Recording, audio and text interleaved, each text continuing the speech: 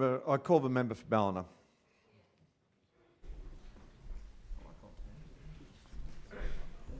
Thank you, Mr Speaker. My question is to the Minister for Planning and Public Spaces.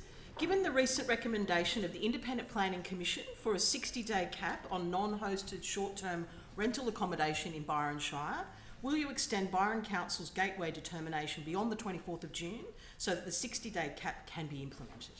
Minister. That's a good question. Good question. Thank you, Speaker. And I thank the member for Ballina for a question. I appreciate her interest in this issue and those of her community. Now, the House may be aware that Byron Shire Council proposed to reduce the cap on non-hosted short-term rental accommodation in Byron Shire from 180 days to 90 days.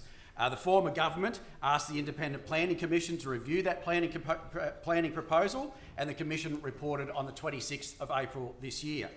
The Commission was asked by the then Minister to provide advice on the status of housing in the area, rental affordability and recommendations to improve them, the industry's economic contribution and potential implications, and whether the proposal should proceed, including amendments or any further information. The Commission listened to 75 speakers at the public hearing, including New South Wales Government, community representatives, industry and Byron Shire Council, and also received and considered more than 500 written submissions. The Commission's report is comprehensive, providing 72 pages of analysis.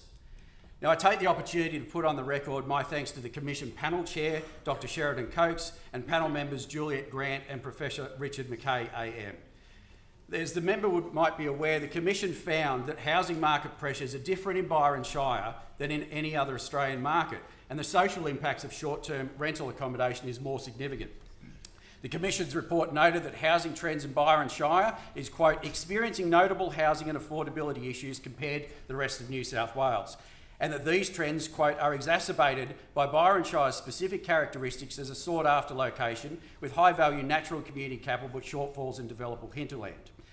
Further, it said that it received numerous submissions from the local community raising concerns over an observed lack of action to facilitate new housing supply, including affordable housing by the Council. The Commission made 12 recommendations, including that the proposal not proceed in its current form, short-term rental accommodation should be introduced as a land use term, that the New South Wales Government should work with the Council to facilitate supply of housing within the LGA, and noted the consideration should be given to a 60-day cap with DAs extended to extend this limit.